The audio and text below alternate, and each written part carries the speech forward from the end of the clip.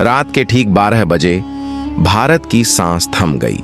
हजारों लोगों को बिना चेतावनी के उठा लिया गया और पूरी कौम अचानक खामोश हो गई।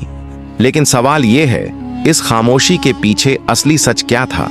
1975 देश में अशांति बढ़ रही थी और सत्ता पर एक ऐसा खतरा मंडरा रहा था जिसका नाम लेने से भी तत्कालीन सरकार घबराती थी।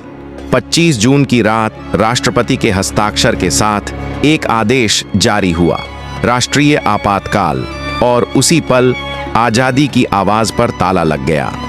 अगली सुबह अखबार खाली थे, जैसे रात भर में शब्दों को गिरफ्तार कर लिया गया हो। रेडियो वही बोल रहा था जो सत्ता चाहती थी। लाखों नागरिकों को एहसास हुआ कि उनके अधिकार अब उनके अपने नहीं रहे। सबसे डरावनी बात यह थी कि देश के बड़े नेताओं को उसी रात उठा लिया गया, बिना मुकदमे, बिना सफाई, बिना किसी रिकॉर्ड के।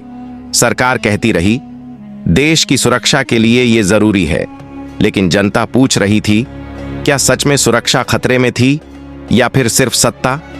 जेलों में भीड़ बढ़ने लगी, जबरदस्ती नसबंदी जैसे फैसले लोगों पर थोपे जाने लगे।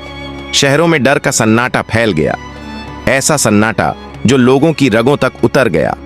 और फिर आया 1977।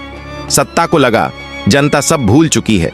चुनाव की घोषणा हुई, लेकिन जैसे ही लोगों ने मतपेटी में अपनी आवाज डाली, एक ऐसा झटका लगा जिसने पूरे शासन को हिला दिया।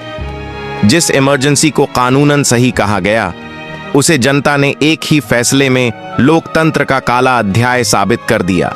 लेकिन असली सवाल आज भी वही है, क्या वो रातें सच में खत्म हुईं या बस इतिहास की किताबों में दबा दी गईं?